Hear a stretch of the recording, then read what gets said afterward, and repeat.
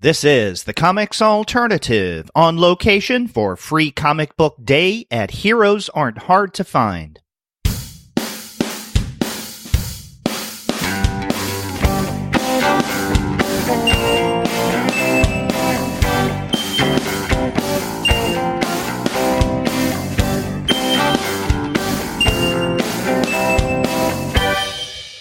Hello and welcome to another episode of the Comics Alternative on location. And as we usually are, I am on location at Heroes Aren't Hard to Find. They're located at 417 Pecan Avenue in Charlotte, North Carolina.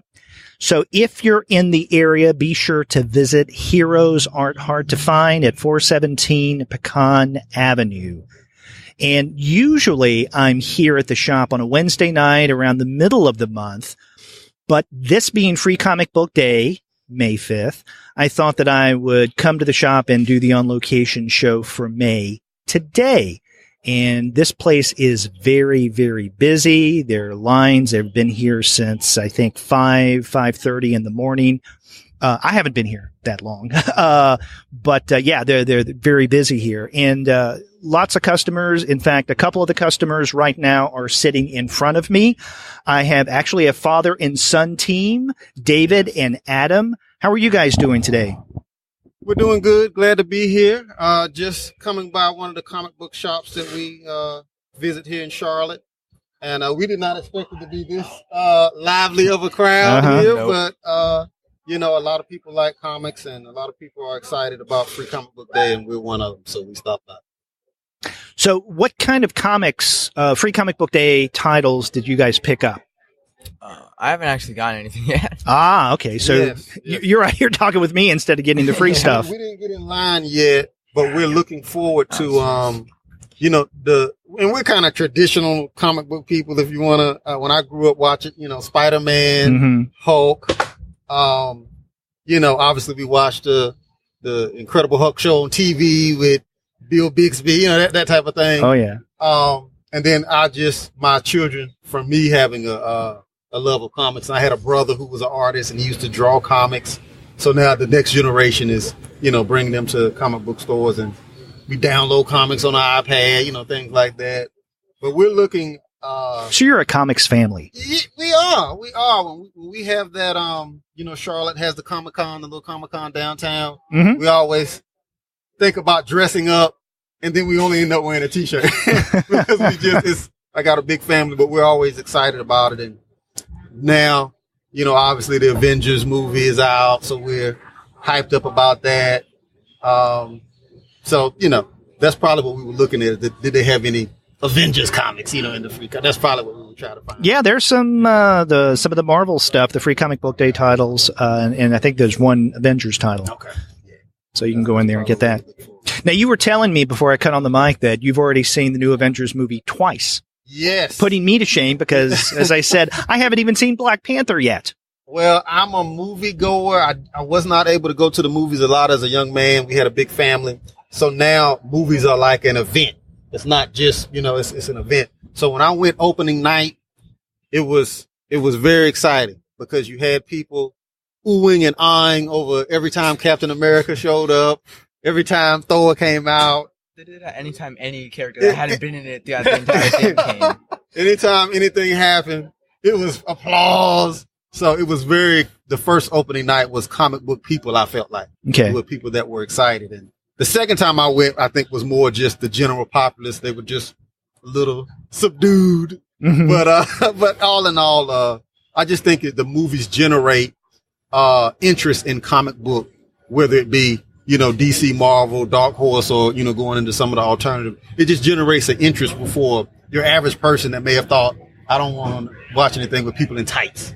That's just not my thing. But I feel like the movies have generated, you know, other interests in your average person saying, okay, I'll check out some comic books. Oh, good. Yeah. Now, Zig, Zig, who has been talking with us on the past several months, were you there on opening night as well? I'm sure you've seen the film. I have seen the film. I was not there on opening night. I decided to give it a couple of days to avoid the complete and utter mad rush that I knew was going to be surrounding. And also because I'd made a deal with my wife that I was going to go with her. So this is an ashtray. Needed to make sure that I had one. I have seen it, and oh my gosh, how much I want to talk about it. But I'm not going to do that and spoil it for those of you who have not seen it. Because pretty much every word out of my mouth will be a spoiler. So you can't talk about it without spoiling it? I'm going to agree with him. Well, okay. You're going to agree? It's hard to not, because there's a lot of stuff in it that, like, it's better if you don't know about it, and then you only see it when you get there. Yes. Basically, but I will tell you that I greatly enjoyed it. It was an amazing experience, and to me it felt very much as though I were watching a classic 1960s Marvel comic book unfold. Really? From the action and the way it was building up. But it was, and while I enjoyed it and had immense fun with it, I must say that there are some parts where it was not in perfect balance, as all things should be. Yes, you should recognize that line. It felt, this doesn't spoil anything, but to me it felt as though it were less a standalone movie and more the third act to 18 movies that came before, which they did incredibly well. Incredibly well. I enjoyed myself. Any criticisms I have of it, it was immensely fun. Any criticism I have of it are minor in comparison to everything that went right with it. It was an amazing job of filmmaking. What do you think? I'm going to agree with you what you mean by, like, it felt like a third act type thing. Because, like, if you hadn't seen any of the other Marvel movies and just skipped straight to this one, it would be good, but obviously not as good because you have, like, all the other experience of what different people have been doing. I thought it was great, and it does make, like, number one of my top 3 movies of all time. What are the other two? I haven't decided those yet. Okay, well, just a couple. You mean of the Marvel movies? Yes. Okay. Well, I liked Spider-Man Homecoming a lot. That was, of all the Spider-Man movies, that was obviously the best. I'm gonna have to go with Civil War too. I like that.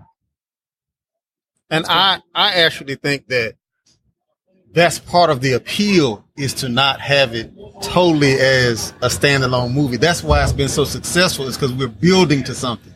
We're building to something. And, it's almost like Star Wars with The Empire Strikes Back. Yes, it wouldn't have made that much sense if you hadn't seen the first one and all of that. But I think it holds well over time, even though Return of the Jedi and all the other ones have come, that you can still go back to Empire Strikes Back and be like, man, that was still a strong movie, even though it was kind of building on to something else and, that type of thing. But I agree, like, it was, what you're trying to do with, and this is my opinion, what you're trying to do with comics is you're trying to provide an escape. You're trying to entertain and provide, I always tell people when I'm talking to my wife, well, what's the big deal? Why are you so into comics? To me, it actually taught me about there's good and there's bad.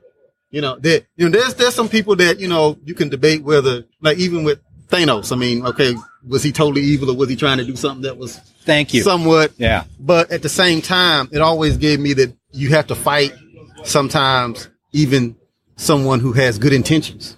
You know what I'm saying? Even if their intentions are. So I'll kind of parallel that. I felt like reading comics as a young man, gave me a sense of, okay, you have to be on the side of right and you have to fight for it sometimes. And I thought that, like when Cap came, that a lot of those things made me be like, yes, that's, he's still going to fight for what he believes in, even if his government says no or that type of thing. So I felt that it still, like you said, had more positives, a lot more positives than when you watch it a second and third time, you start being like, well, yeah, that type of thing. But I would tell anybody to, even if you're not a comics fan, go check it out. And it might make you want to go back and pick up some of those comics from back in the day that you might have lying around the house. Yeah, wonderful experience. I think we were spoiler free. Yes. One of the things David, that you had mentioned, you've mentioned this a couple times, is that the films you feel tend to get people interested in the comics. That's one of the things I've always wondered about. I really don't know how comic sales reflect or a reaction to some of the more successful films. Now, my guess is that something as explosively popular as Black Panther a few months ago did generate more sales that were noticeable. But what about some of the earlier films, Marvel and otherwise? You got the DC. We also have other, non-mainstream films as well. How much interest did that generate in the comics? Even a film that would be, I think, for many people, rather obscure, the one that came out last year with Woody Harrelson, Wilson, which is based on a Daniel Klaus graphic novel. Did the sales of Wilson, did interest in Daniel Klaus bump up even in a minuscule manner after that film? I would doubt it, but again, I don't have the statistics. I don't know. But I think that runaway hits like Black Panther and I guess this Avenger movie, I don't even know the numbers on. What are the box office numbers on this? They were strong. I think it overtook The Force Awakens as the biggest opening. Oh, okay. So it was number one opening in history. Yeah, it overtook it. Really? Yeah. Jeez. I don't know if that's adjusted for inflation, but yeah, in terms of raw numbers, biggest opening weekend in history. Yeah, the only thing I know about the Avengers movie, the new Avengers movie, is that I was sick and tired of seeing the commercialization of it in a variety of different products. I'd be watching a commercial, and they'd work in the Avengers some way, like Geico. Yeah, that one was just but it was witty enough that I was like, okay, I'll take toothbrushes, toilet cleaning products. Well, you name it. It seemed to be almost everything was Avengers related. And I don't blame Marvel/Disney for what they're doing because it's a business, right? They're trying to generate income, trying to generate interest in the film. Of course, that's what this is all about. It just got annoying. Yeah. But it wasn't annoying to the point that I swore never to see the film. I do want to see the movie. It's just I haven't had the opportunity to do so yet. Yeah. Do it. You'll be glad you did. Yeah. But I feel like I have to catch up with some of the previous films. No. Like I still haven't It helped to see Black Panther because Black Panther. I still context. Haven't seen Civil War. That's how Netflix, right? That's how behind I am. Okay. But the thing is, you're a busy man. Well, I don't know if I'm a busy man. I just don't take the time to see some of this stuff. But you mentioned Netflix, and one of the things that I haven't done on Netflix, I've caught up with for the most part, the Netflix series, the Marvel series. Defenders and all of that, and actually Defenders I haven't seen yet, but all the others except for Jessica Jones. Now I loved the first season of Jessica Jones. I haven't seen the most recent one yet, but that's next on my list. Yeah. So I do like that stuff, and I had for a while been keeping up with Marvel Agents of S.H.I.E.L.D. on ABC. We try to get into all of this as a family. I mean, anytime anything comes out, The Flash, we try to watch it, and it just seems like it wanes on us. It went, as we, maybe the writing just isn't what we expected. The TV shows? Yes, the TV shows. What's the one with the menage of all the different ones? They're not that good. Like Agents of Tomorrow? Oh no, the Legends of Tomorrow. Yeah. Legends of Tomorrow. Yes, we watched that for a little while, and we just seem to be like, we just let's lose just keep it interest in moving. it and leave it there. Yeah, so the TV shows have not caught Arrow, all of that. We watched all of them, but we're not as devoted to that as our actual comic books that we like and movies that we like. But I'm sure they're good for a binge watch on Netflix every now and then. And some of them I've liked. One that I liked quite a bit was Constantine. And unfortunately, that was canceled after the first season, which is unfortunate. But now we've had a couple of people join us, and so introduce yourself. Who are you guys? I'm Jake. I live in Charlotte. And I'm Emily. Hello, Jake and Emily. How are you? Good. How are you? So, are you regular comic book fans? Okay, get your free comics and then come back and tell us what you got. I very much am. So, do you come to the shop on a regular basis? This was a discovery trip for me. I just just discovered this place. I think it's really cool, though. Okay. So have you been in to get your free comic book? Not yet. We did the outside tour first. Emily wanted to see this giant caboose here. Yeah, they were going to set us up in the caboose to do this, but then they decided not. And by the way, maybe I should mention to our listeners, if the sound is a little different from what you're used to, we're outside right now. Usually when we do these on-location episodes, I'm inside the shop, and things are relatively calmer, or at least calm-ish compared to today.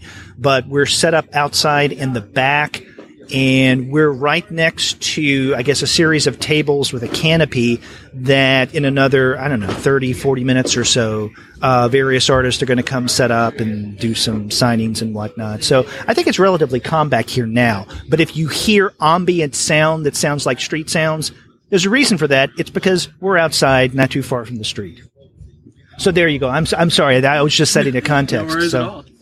So this is are you guys originally from Charlotte? I grew up in Jacksonville, Florida, but I've lived in Charlotte now for 7 years or so. I grew up in Charlotte. Oh, you did? What part of Charlotte did you grow up in? South Charlotte. Oh, okay. Because I grew up in the northwest part. Ah. Thank you. But so this is your first time to Heroes. Yes. First time, yeah. I saw the event somewhere online and decided to bring him. Okay. Oh, so this is like date afternoon? Yes. Cool. Yep. Okay, have you two known each other long? We've been dating for about a year and a half now. Oh, okay. All right. Because this would be one interesting first date. Well, neither of them have cosplayed, so I mean that'd be even Not weirder. that I know. Yeah. Yeah. I have at the Salt Lake Comic-Con, but not here. No, okay, just not here. Yeah. Yeah. Unless you're cosplaying as a guy with a cap on your head. In theory, I could be in my regular day disguise. Yes. You wouldn't even know it. And talking about disguises is rather appropriate since we're talking about comics.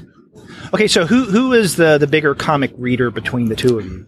I have never read a comic, so I think it's going to be him. Okay. It would be me. So you've never read a comic at all? Never. Not a comic book, not manga, not a graphic novel? Really? No, None at all? guilty. Wow. Sorry.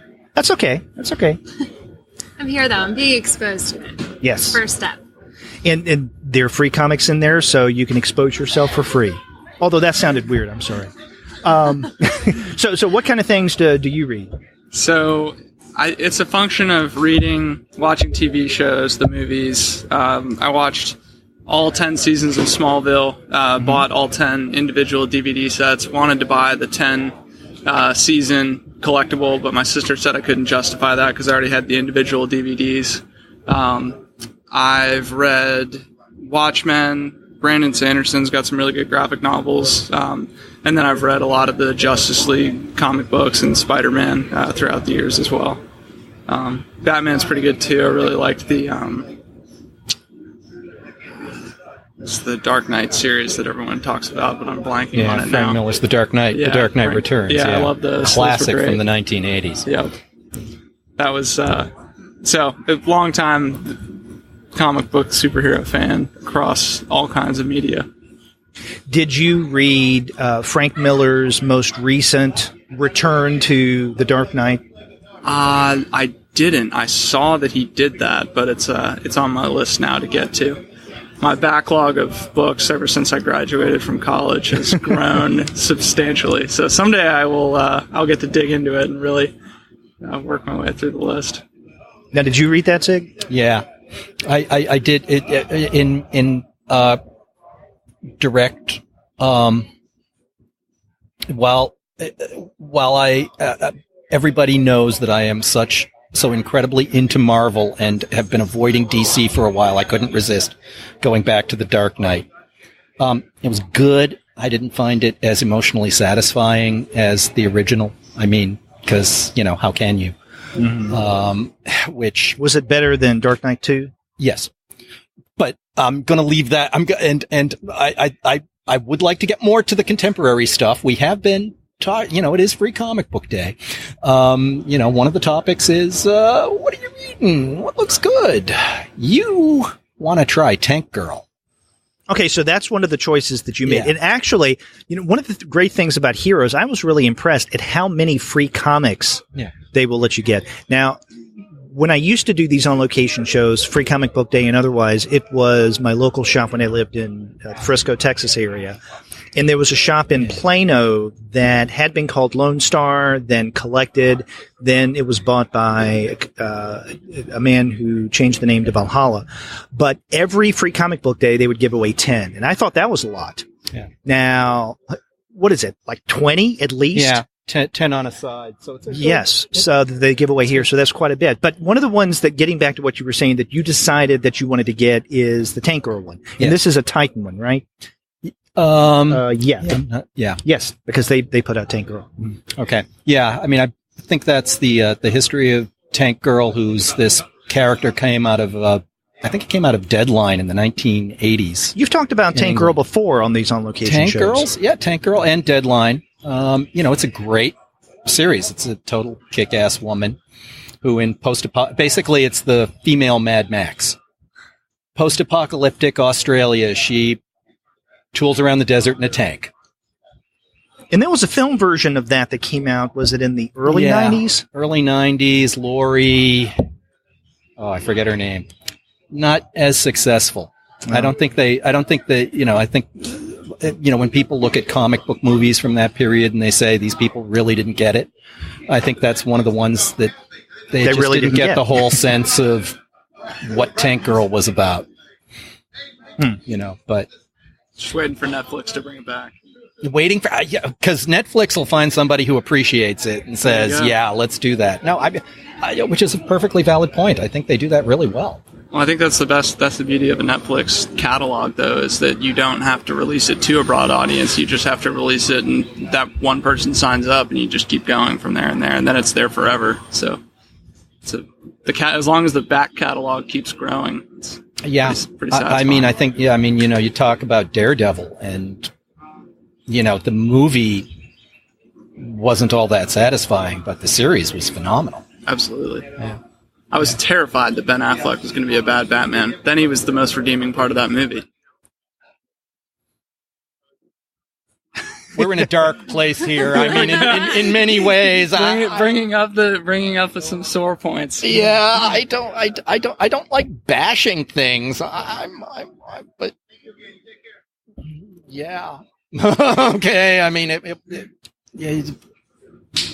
Affleck, I have such mixed feelings about in the superhero universe. What, as an actor in general, or as just part of? Just as part. Part of it's maybe guilt by association. Yeah, he's an actor. He's doing the best he can, just like the rest of us. But gosh darn, I'm just not lining up to see anything he's in. That's a comic book property when the time comes. I just didn't even want to see Justice League. Yeah, I haven't seen a Ben Affleck Batman film yet. I saw a lot of the earlier ones, from the 80s and then into the 90s, but... Yeah. Well, 80s, 89 is when the first Tim Burton one came out, so late 80s. I think you have to see it, though, because anytime a conversation comes up where you're asked to rank the Batman actors, you've got to have Ben Affleck in there so that you can do the full ranking. Yeah. All right. Yeah, oh, man. Oh, no, let's not. Please, let's go somewhere else, please. Please.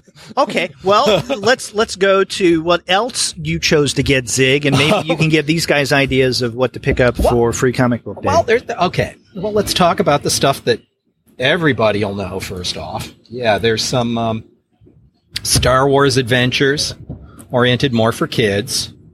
The IDW. Yep. IDW. Not a Marvel one. Yep. IDW. Let's see what else we got.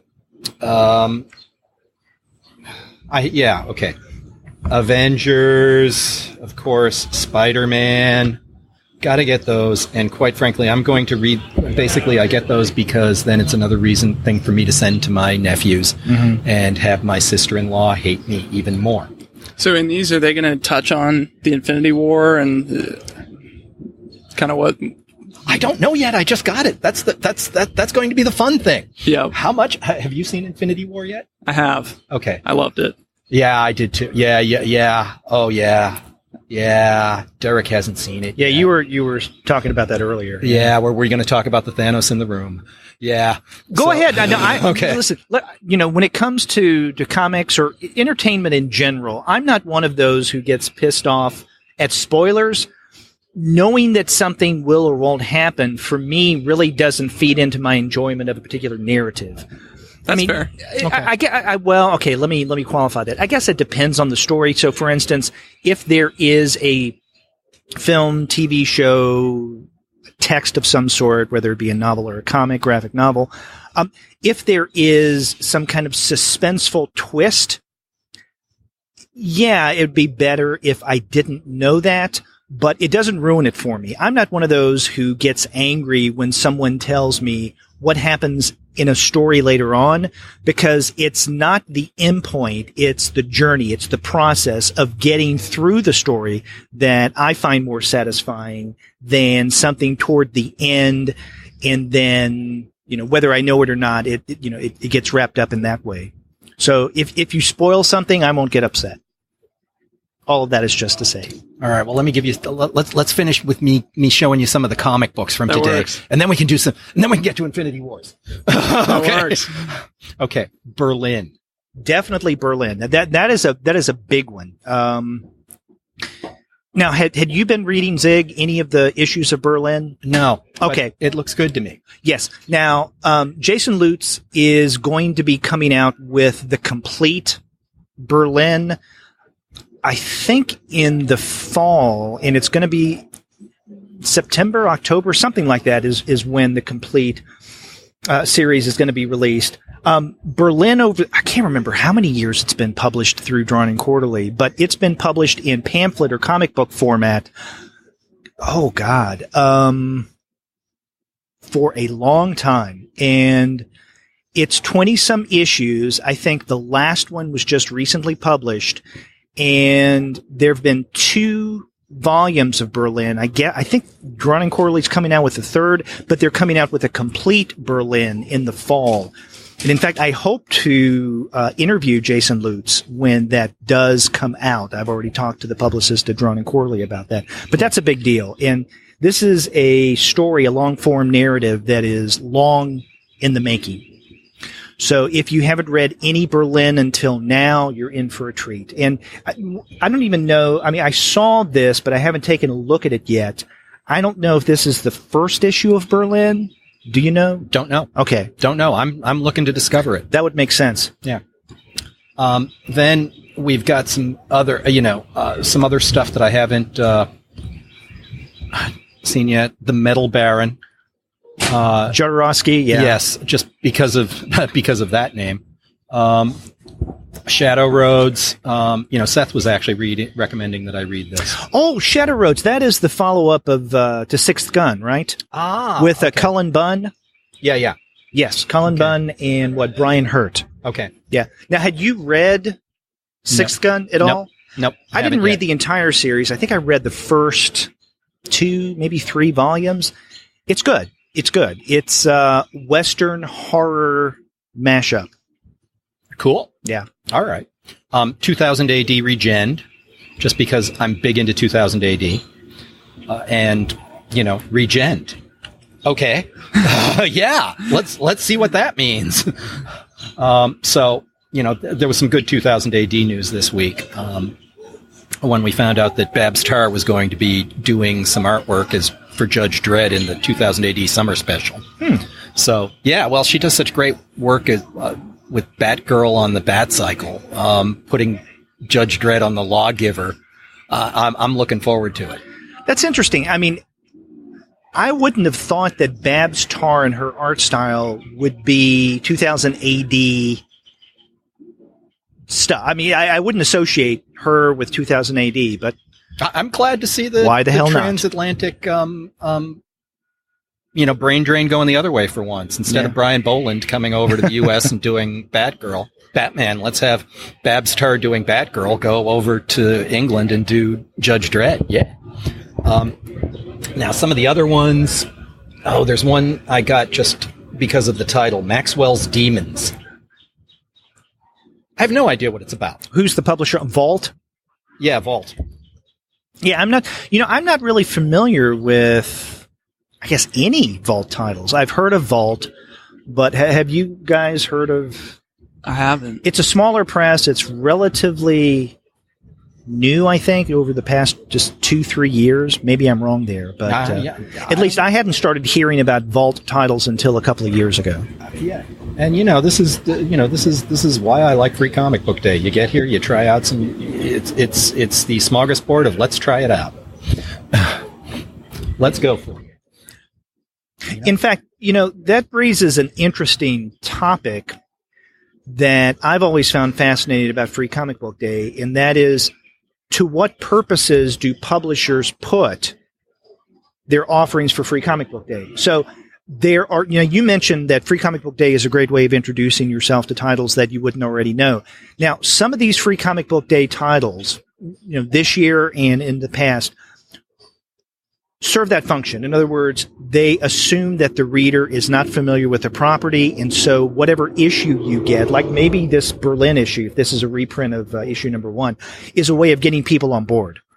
Other people use Free Comic Book Day, other publishers use it as kind of a continuation of a storyline within a particular property. So, sometimes the big two do this, sometimes smaller presses do this.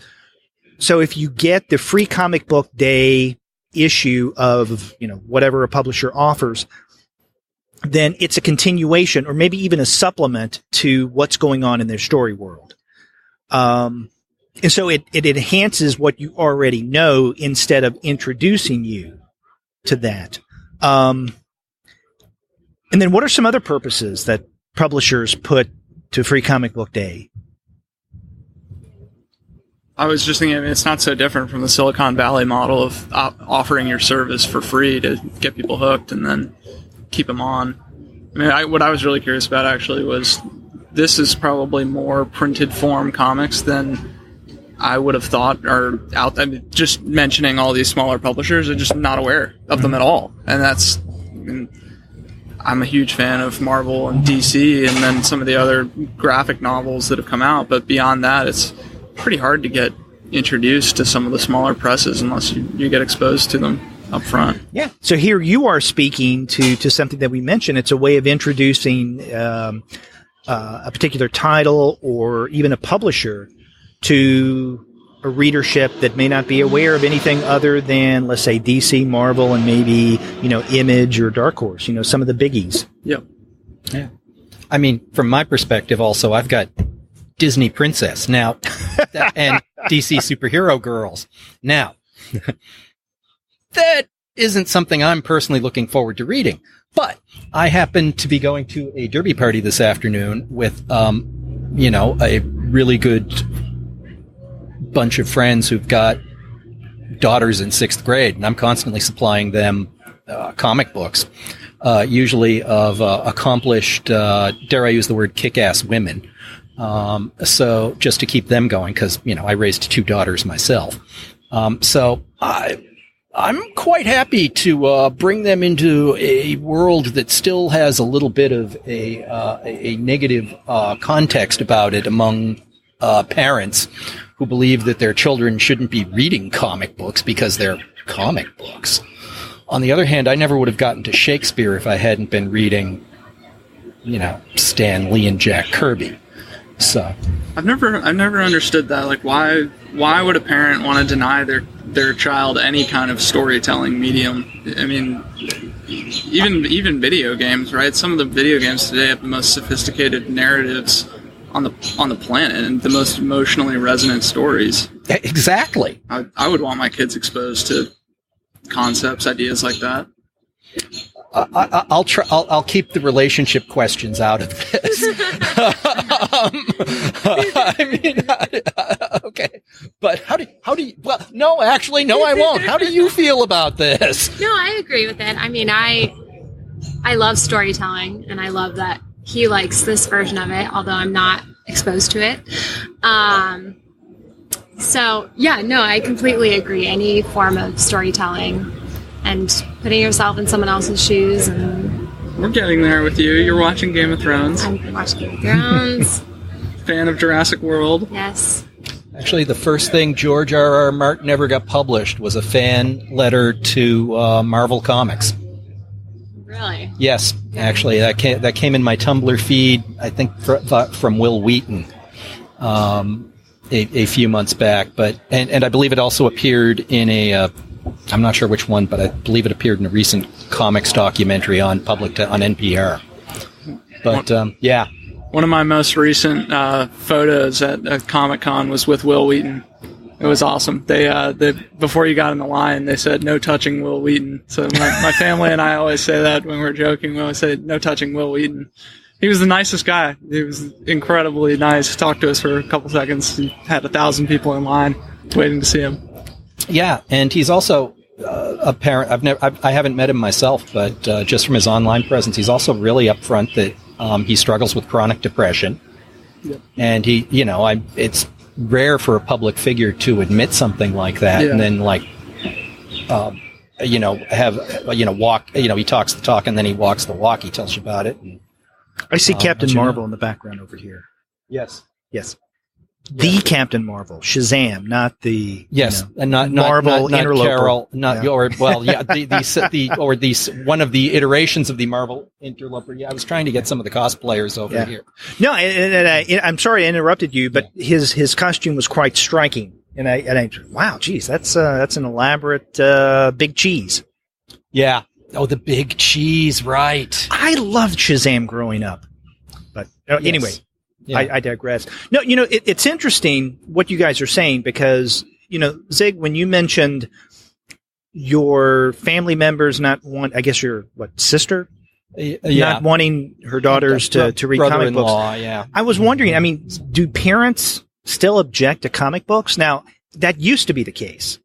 Now I think that there are other media that they may object to, like video games. Well, that's the other thing. So you could say that because video games have become so popular, all of a sudden comics are kind of less of an issue for parents because now they're so focused on getting people to not play the video games. Mm-hmm. Well, heck, you might as well read a comic.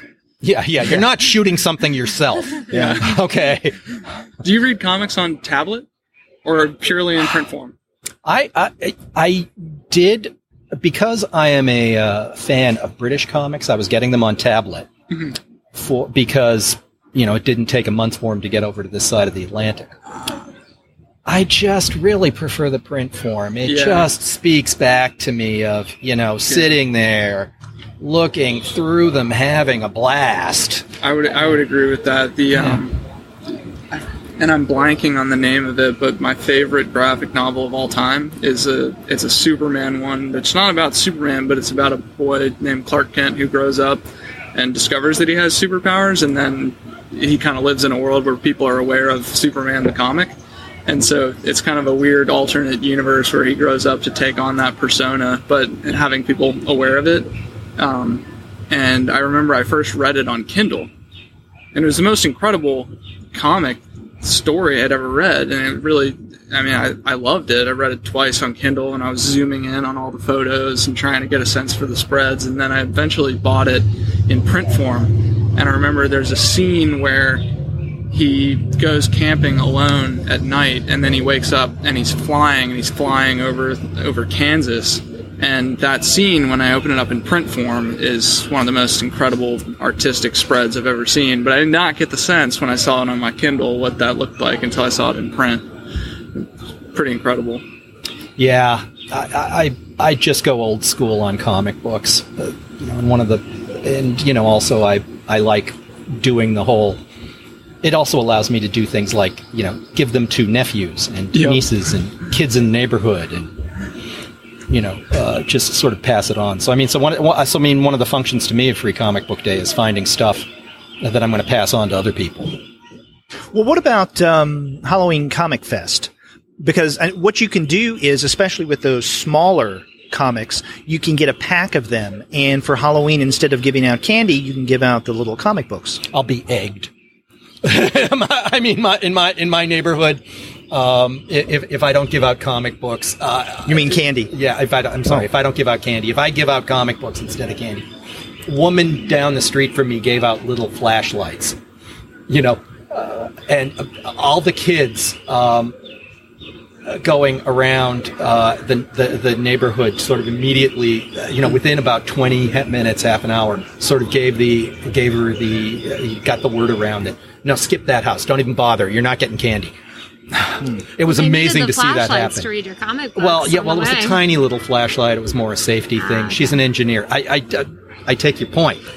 No, I mean that would be cool, but the kids just weren't into it. The kids were after candy. Okay, so maybe you can give a piece of candy and one of those comic comics. book. Yes. Well, no. Well, then Mr. Moneybags here. Okay, it's free comic book day. Yeah, okay, yeah. Stock up. Oddly, I kind of really like that idea. Ask me about it again after Halloween.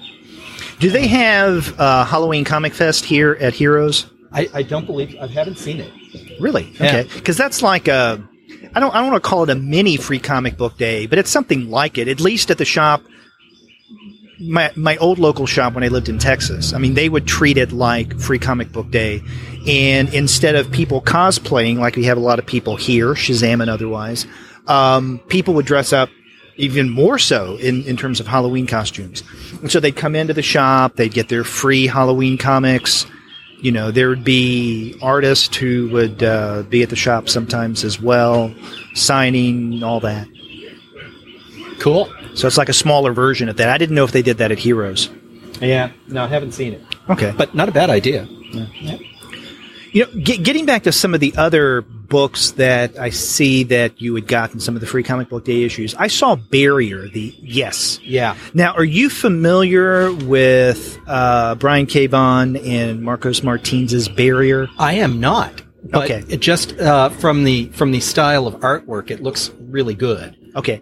Now, do any of you know? Well, I know you don't. You haven't read it. The digital comic, The Private Eye, by Vaughn and Martin.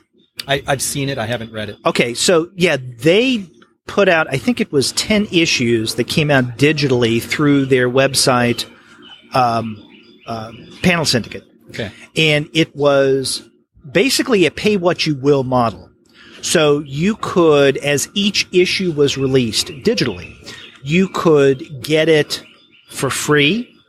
You could pay 50 cents. You could pay $50 an issue if you wanted to. In other words, there was no barrier, no pun intended for this newer title, for, getting the comic and paying whatever you wanted, even nothing. And I know Brian K. Vaughan had said, and I had even interviewed him on the podcast around the time that this was coming out, that he didn't want to put this into print. Of course, what did he do after it wrapped up? He put out a nice hardbound graphic novel edition of it, but it's really good. So, but this is I mentioned that because this is their follow-up to The Private Eye. And I guess online it is completed. And the thing that I find curious is this is one of Image's free comic book day offerings. And this month, Image, I think once a week, is coming out with an issue of Barrier. So by the time we get to the end of the month, the entire series should be completed in comic book form. In the comic book, I guess, is going to be looking like the free comic book day issue. In other words, it is horizontal format. Okay. Yeah. Which, it goes hand in hand with the online original formatting. And this is a title that utilizes both English and Spanish, and it doesn't translate the Spanish. So some people may find it irritating or even a challenge, depending, But I think that the inclusion of both Spanish and English is part of the project. It's what they're intending to do, right? So if you do feel, as the title suggests, a kind of barrier in terms of the language, you're supposed to. And Spanish readers, are used, in the U.S. especially, are used to feeling a barrier when it comes to the primarily English text that they see. Okay, that's cool. We're gonna head out and get going, but thank you so much. This has been great. Okay. We're gonna Thanks, guys. We'll look it up. Yeah, look up the podcast and enjoy the free comics that you get. Comic book day. Glad you stopped by. Grab it Absolutely. inside. Thank you so much. Grab it inside. Okay. Yeah, grab it inside because great. if they don't have any copies left, see me and I'll give you mine. Because it's a bad thing to tempt somebody and not be able to give them something. Thank you. You were a very good sport. Thank you. Take care. Okay. What comic were you talking about giving away? Oh, Berlin. Oh, Berlin, yeah. Yeah, Berlin. Sorry, Berlin. I actually grew up in Clinton, Massachusetts, and the town next to us was called Berlin, not Berlin, even though it was founded by, I believe it was founded actually by German immigrants. Huh. Okay. Who got to the U.S. in like the 1820s, 1830s. But I'd need to look up that. But yeah. That is a good title, though. Yeah. And if you like what you read in this Free Comic Book Day issue, then definitely look forward to the complete Berlin that should be coming out in the fall. Okay. That's cool. It is great. Just to be able to, find some stuff like this and have the smorgasbord to just try out some different stuff. Now, one of the things I haven't looked at yet, I see you had the Fantagraphics, modestly called the world's greatest cartoonist. Now, who all's included in this? Oh, I know Sophie Goldstein is because I know her. Okay, Simon Hanselman, Dash Shaw, Ann Simon, Carol Tyler. It just looks so good. Yeah, I mean. Yeah, I haven't looked through my copy yet. What of Carol Tyler's? I'm just curious. Don't know yet. Let's see here. Because she has Woodring. Is this, I guess, the new Frank that's going to be coming out? Excerpt from Poochie Town. Poochie Town, yes. Yeah. Okay. And Carol Tyler, we're going to be interviewing her in another month or so. She has a new book coming out called Fab Four Mania. And it's a memoir about when she was young, because she was a big Beatles fan, and she went to see the Beatles. Cool. And so it's probably Goldfinger by Carol Tyler. Oh, wow. Oh, really? So, oh, it is the Beatles. Yeah. There we go. Mop Tops. Yes, because Goldfinger at about the same time. And, both of those are such iconic 60s. Mm-hmm. The James Bond movies and Beatlemania. So now, are you familiar with anything that Carol Tyler's done? No. Oh, okay. She came out with her completed, I guess you could call it both a biography and a memoir, because it's about her father, but it's also about her relationship with her father. It's called A Soldier's Heart. Okay. And her father had been in the military during the Second World War. And she came out with a series, I think it was 3 volumes, and that was later collected into 1 volume, Soldier's Heart. Okay. Really moving. And it's about her father as he's gotten older, his health, her caring for him. Really, really definitely worth checking out. Okay. All right. That's good. Because, despite the fact that I'm a big believer in comics as fun. Mm-hmm. There's this whole other level to them, which, there's some really great stories that are just being told now in the comics medium that, that might not appeal to me if I sort of thought of them more as a novel. Right. As weird as that is. But when you think of novels as having sort of much more emotional depth and being much more moving, but like for instance, a book that you were introduced to a couple of months ago, My Favorite Thing is Monsters. Yes, have you had the chance? I've been through that. I am liking it. Yeah. That's one of those texts that is more novelistic in scope. Yeah. Now, I definitely see where you're coming from. I agree with you in that I like comics that are fun and that provide, if you want to call it this, an escape. I enjoy those, but I like the heavier things as well. Yeah. I tend to look at, I guess, more mainstreamy, and not just the superhero stuff, but regardless of genre. Like a lot of stuff that maybe Image may come out with, let's say, or Dark Horse. The fun, entertainment, escapist kind of storytelling as something like comfort food. I mean, I enjoy it. I like it. There's something very reassuring about getting into one of those stories. And then there are those narratives, like you were describing, that are a little more serious and weighty or more novelistic, that force you, whether you want to or not, to think, to reflect, to try to find some kind of meaning in a way. In other words, it may be, for some readers, a little harder going because you can't just slip into the story, right? Yeah. I mean, it's the difference between, let's say, watching a Bruce Willis film and watching a Woody Allen movie.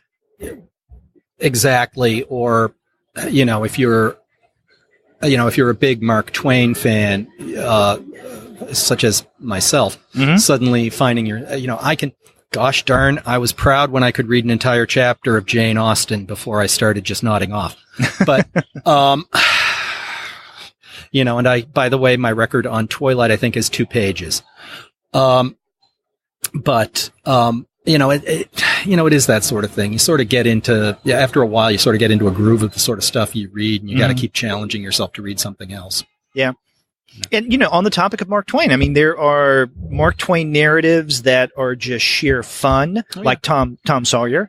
I mean, it's sophisticated, but it was written intentionally for a younger audience. Yeah. And then there are other texts that are of Twain's that are a little more challenging, like A Connecticut Yankee in King Arthur's Court, which I think is fun, but it is definitely for a more mature audience, and he's going for something very different. Or maybe even a better example is Pudd'n'Head Wilson.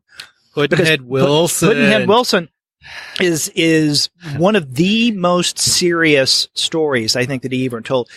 Even maybe more so arguably than Huckleberry Finn. Yeah. But the kind of reader who would enjoy Tom Sawyer may or may not appreciate Pudd'n'Head Wilson. Well, there's that. And that's okay. Yeah. The Unfinished Mysterious Stranger Manuscripts, one of my favorites. Okay. Or number 44, depending on what it's titled. Okay. Well, then, but to sort of like circle around to a topic that I know is near and dear to your heart, does rehashing characters or bringing them out constantly start to cheapen the original work? Later on in his life, he put out a couple of novels, Tom Sawyer Detective. Right. I mean, they're almost unreadable. Tom Sawyer Abroad. They're like, no, please, why? But, but I mean, I think that, one of the lessons is that in the luxury of hindsight, those sort of fade into their proper place, which is, oh yeah, we get it. You needed to pay the rent. Okay. Yeah. Who doesn't? But Huck Finn and Tom Sawyer still stand. Yeah. As huge monuments in American literature. One of those follow-up narratives that was incomplete, I mentioned the Unfinished Mysterious Stranger manuscript. The Mysterious Stranger, or number 44, it's called different things depending, was unfinished by the time of Twain's death. But there were various manuscripts that he was working on that was a part of this larger project that eventually became The Mysterious Stranger, or number 44. And one of those was Tom and Huck Among the Indians. Oh, gosh. And that was an incomplete story, and it started as this kind of lighthearted Tom, Huck going off, as the title suggests, in the Western Territory. And then things... sort of like Innocents Abroad, but with Tom and Huck. But then it starts turning dark. Oh. And he stops it. Okay. Ooh. And it started to turn dark in a way that reflected where he was wanting to go with what he was working on with A Mysterious Stranger. So, but anyway, we're drifting quite a bit away from comics here, talking about maybe a way of bringing it back is Huck Finn, or not Tom Sawyer and Huck Finn, but Mark Twain has been adapted quite frequently into comics. Yeah. So I'm bringing it back to comics now. Yeah. Oh yeah. No, I get you. No, I can't. Oh man. Actually, yes, I remember. Well, of course, there was the Classics Illustrated. There's the Classic Illustrated, and then there are various Mark Twain stories that came out in Classic Illustrated. Huckleberry Finn, I think Tom Sawyer, Connecticut Yankee, definitely. Pudd'n'Head Wilson was another one. I don't know if any other of his major stories have been adapted for at least classic. Maybe some of the stories. Yeah. I don't think The Man Who Corrupted Halliburton was. Yeah, I can't. Nor The Jumping Frog of Calaveras County, Yeah. another classic. I can't think of. None are coming to my mind, though. I'm amazed at what I discover in the $1 bin sometimes. There was this great, just last year I was going through a $1 bin and found a Marvel adaptations of both the Iliad and the Odyssey. Oh, yeah. Now, are you talking about the more recent ones that they did about, 8-7 years ago? Because they were, for a while, Marvel kind of revamped or upped their adaptation, because they had been doing some, Marvel classic adaptations in the 1970s. Yeah, I think these were the ones I discovered were from the 70s.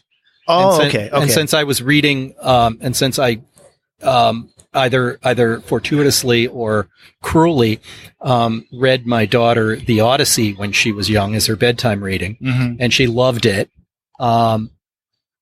That's some heavy bedtime reading. Yeah, she loved it. She always wanted me to read The Suitors in the Hall when Odysseus gets rid of Antinous.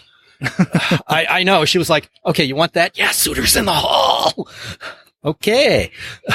So no, she's going to graduate school in, I don't think there was any lasting damage. She's going to the University of Michigan Graduate School in the fall for public policy. So, yeah, it worked out. Maybe that bedtime story reading, you gotta paid off. You gotta set high standards. Yeah. She's also a Wellesley College grad. So yes.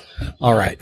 Well, let's talk about some of the other Free Comic Book Day titles that you got and why. Okay. Yeah. Well, a lot of them are just looking to discover. I've tried to find the stuff that, the other stuff.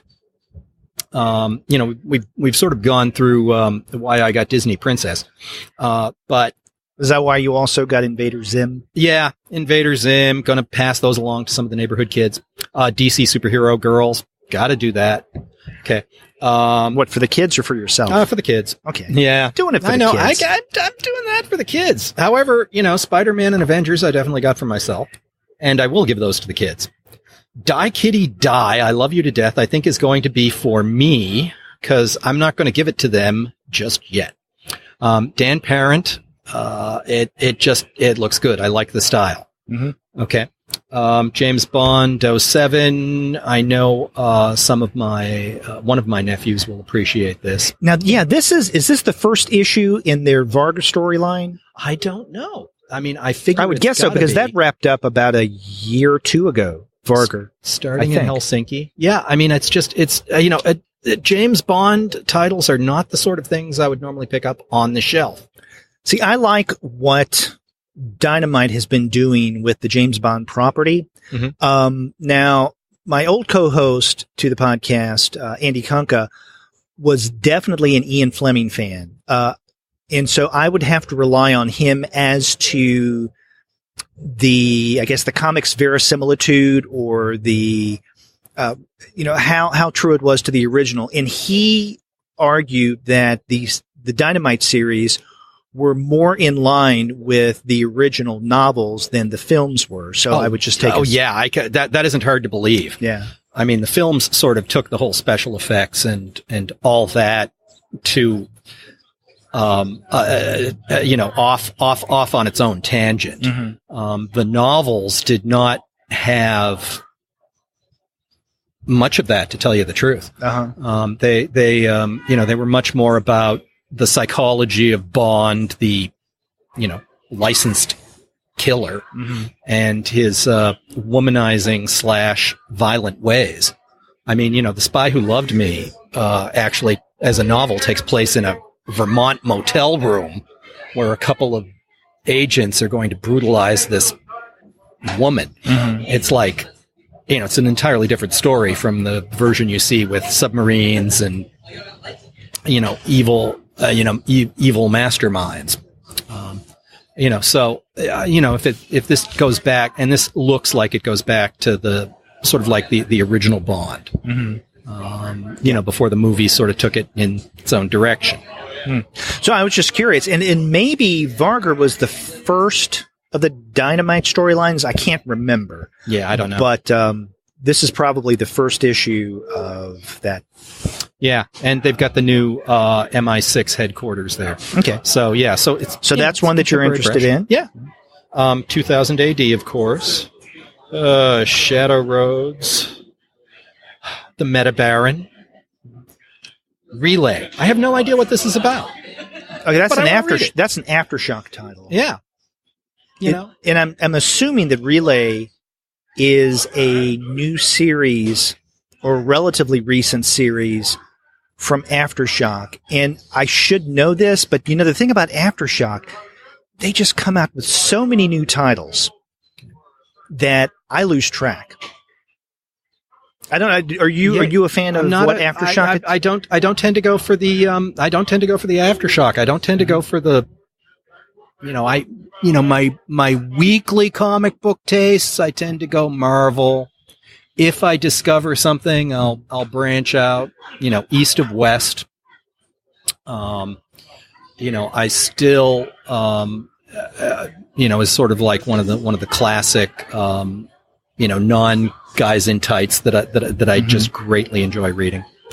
Undoubtedly I could come up with others if I just sort of sat down and tried doing it. See, I used to think of, and I guess I still do to some degree, Aftershock is something like what we used to get from Vertigo to a point, maybe more in line with Image now. Okay. In other words, there are a lot of interesting properties. Some have a more sci-fi twist to them, some are more horror, some are more fantastical. Again, the kind of things that you might find from a Vertigo or maybe First Comics, where and so I think they do some really interesting things, and they get some great creators on these properties. I used to keep up with Aftershock, but they would just come out with so much new stuff, new storylines, that I just couldn't keep up with it, and so I've lost track. I get you. No, I mean, in some ways, that sounds like a pretty good thing. Again. Although I am going to be reading the new Garth Ennis title, which is a horror title, A Walk Through Hell. That's just started. Doesn't appeal to me, though Garth Ennis usually does, because I've seen him obviously in a variety of other contexts. But it's just I've never been a Walking Dead fan either. Really? Yeah, not into zombies. Yeah. I'm like, it's been done to death. Yeah. But just not my thing so much. Yeah. Well, Walking Dead, a survivalist narrative. Yeah. Okay. Or it's zombie. All right. So I think how we doing? Yeah, we're gonna be wrapping up here because we've been talking for an hour, and one of the things I want to thank you for, Zig, is pulling people over here. I mean, you were actively going out there and trying to find people, come talk. Nobody with us wants on the to mic. listen to me all the time, man. Yes, I mean, I'm like, let's find some other people and grab them. Okay, I'm going to make you an ex officio co-host of the Comics Alternative for bringing people on air. Okay, thank you. Yeah, and we were hoping to have Andy Mansell over here to talk with us. He's manning the door. He's doorman? Doorman. This character. He was struck by a radioactive door, which makes him doorman superpower to open the door for people as they come into the shop. So I mean, he gave me the whole backstory as I was coming in. I was like, okay, man, I gotcha. Yeah. All right. Well, sorry he couldn't join us, but Zig, thank you very much for being a part of this. This is becoming a monthly thing that I look forward to, talking with you about what you're reading and what interests you in terms of comics. Okay. So thanks for that, and thanks for bringing people on the show. And I do want to thank everyone who joined us for the conversation, who sat down for a few minutes and talked with us. And I hope you're able to join us in the future. Now, if you want to get in touch with us about either these on-location shows or just anything related to the Comics Alternative podcast, you can go to our website and leave us a voice message via SpeakPipe. Or you can call us the old-fashioned way. Pick up your phone and dial 4153-COMICS. That's 415-326-6427. You can also email us. We're 2guys@comicsalternative.com. Or you can contact me directly. I'm Derek at comicsalternative.com. And you can find us all over social media. We have accounts on Twitter, Facebook, Tumblr, Instagram, Google+, Goodreads, Pinterest, YouTube, Slack, and Discord. You can subscribe to the podcast through Apple Podcasts. You can stream us on Stitcher. You can also find us on Spotify, on TuneIn, on iHeartRadio, and on Google Play Music. But you can find every single one of our podcast episodes, as well as the reviews and comics-related commentary that we post on our blog, simply by going to our website, comicsalternative.com. Well, to Zig and to all of our listeners, I hope you had a wonderful free comic book day, and I hope you enjoyed this May On Location episode. I'll be back next month. Take care.